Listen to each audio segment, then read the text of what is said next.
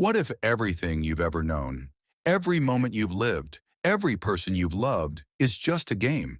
A virtual reality simulation, like World of Warcraft or The Sims, but on a cosmic scale. What if your body isn't your true self, but an avatar controlled by an immortal consciousness that exists beyond space and time? This isn't just wild speculation. Scientists like Thomas Campbell, a former NASA physicist, and philosophers like Nick Bostrom, who proposed the simulation hypothesis, are saying this could be real. Buckle up, because today we're diving into Campbell's mind-blowing theory of everything, blending quantum physics and consciousness in ways that'll leave you questioning reality itself. We live in a virtual reality. This physical reality is computed. Thomas Campbell isn't just any scientist. He's a physicist who worked at NASA, but his journey took him far beyond rockets and equations.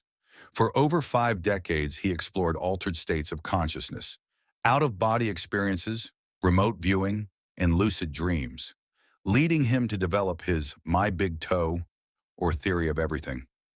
This theory echoes ideas from thinkers like Donald Hoffman, who argues we perceive a user interface of reality, not its true nature, and David Chalmers, who explores consciousness as fundamental. Campbell claims our reality is a simulation, designed by a larger consciousness system to help us evolve. But here's the kicker. It's not just theoretical. It explains why you dream, why déjà vu feels eerie, and even how you might predict the future. The virtual reality actually doesn't exist. It's just computer-generated eye candy for the players. Here's the first bombshell. You're not your body. You're an immortal consciousness playing a character in a virtual reality, like an elf in World of Warcraft. Campbell says our physical universe is a simulation, rendered by a cosmic computer we can't even comprehend. Your body, just an avatar. When you die, it's not the end. It's like logging out, and your consciousness continues in another realm or life. This isn't sci-fi. It's science backed by quantum physics. Can you feel the shiver down your spine? You're not a human. That's an avatar. You are a piece of consciousness. You're a piece of consciousness that's a chip off the old block. Now prepare for a heartwarming twist. Every single one of us is connected.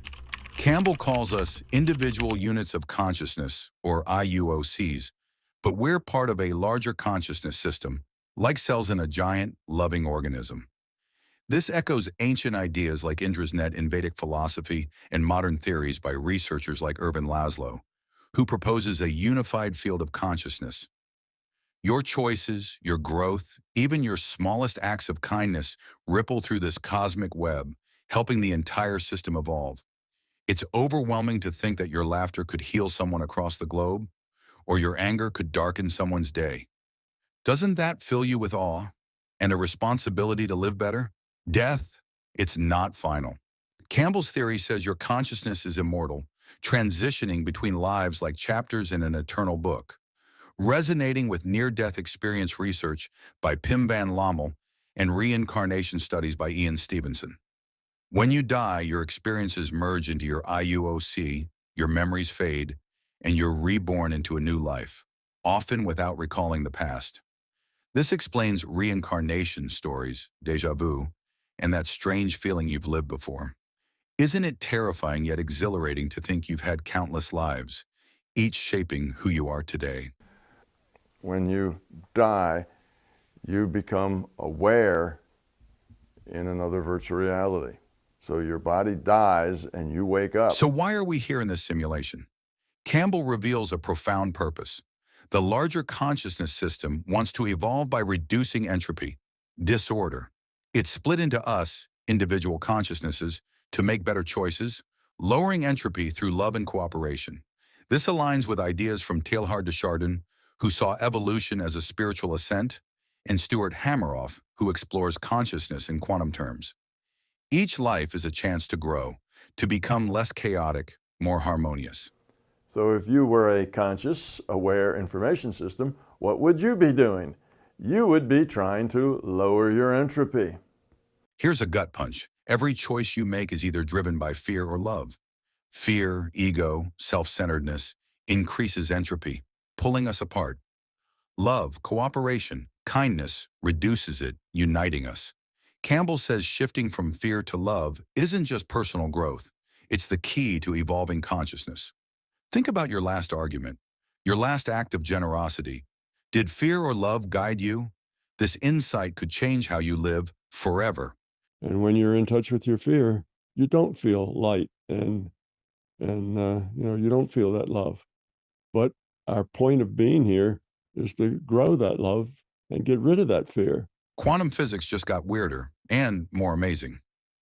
Campbell ties his theory to the double-slit experiment, proving reality is probabilistic until you observe it, mirroring work by physicists like John Wheeler and Max Tegmark, who explore the participatory universe. Before you act, countless possibilities exist, like a cosmic choose-your-own-adventure. Your actions collapse those probabilities into your experience. Isn't it wild to think your next step could unlock an entirely new reality? Action creates information. Get moving. The way the system works is that it takes a random draw from that probability distribution of the possibilities, and that's what happens next. Okay? That understanding that lets you understand quantum physics. Here's a clever twist. Our reality is like a video game, only rendering what you're experiencing. Campbell says the system is resource efficient, computing only what's needed, like a game that doesn't load unseen areas. Similar to ideas in computational neuroscience by Giulio Tononi, who explores consciousness as integrated information. When you're not looking, it's just probabilities waiting to form. Doesn't that make you marvel at the elegance of this cosmic design and wonder what's just beyond your perception? Information can come, information can disappear. So what's important is what's in the minds of the players. Here's the most empowering secret yet. Your intent shapes reality. A clear, positive intent, like visualizing success or believing in healing, makes those outcomes more likely. Fear and worry, though, can invite failure or illness. Campbell says it's not what you do, but why you do it that matters. Imagine harnessing this power. Could you manifest your dreams or heal your fears? This is mind-blowing potential. They heal themselves with their positive attitude, you see, and that's a placebo effect. Mind affects matter. Well, that's the way the world works. The consciousness leads, mind leads, the body follows. We've spent decades training our intellect in school, but Campbell says intuition is just as crucial, and most of us neglect it. Intuition unlocks paranormal skills like remote viewing, connecting you to deeper truths, much like Carl Jung's concept of the collective unconscious in studies by Dean Radin on PSI phenomena. You can develop it through meditation and focused intent. Isn't it thrilling and a little frustrating to realize you've ignored this inner superpower for so long? We don't work at it. But if you do work at it, if you put serious energy over a serious amount of time into that intuitive side, you find out that it's just as reliable, just as accurate as the intellectual side. Get ready for the goosebumps. Paranormal abilities like remote viewing, precognition, and out-of-body experiences aren't mystical hocus pocus. Campbell says they're natural skills, accessing data from past and future probabilities via intuition and intent, aligning with research by Jessica Utz and Brian Josephson on psychic phenomena. Anyone can develop them with practice, as evidenced by declassified U.S. government remote viewing programs. Imagine seeing across time or leaving your body. Doesn't that ignite a fire of wonder and possibility in you? Hindus called that the Akashic Records. Yes. Yeah, that's what they called it. But larger conscious system configures a piece of itself to be the computer, and that computer, in order to compute this reality, needs information, needs data. So it creates a database from which it takes information and helps it create. Dreams aren't just random. They're another virtual reality within the larger consciousness system. With different physics, you can fly, teleport, or face fears in surreal ways, echoing lucid dreaming research by Stephen LaBerge and metaphysical interpretations by Carlos Castaneda. Campbell says they're a learning environment helping you grow. Next time you dream, pay attention. It might be your subconscious guiding you toward evolution. Isn't that a beautiful, eerie mystery to ponder? That's a virtual reality. Right.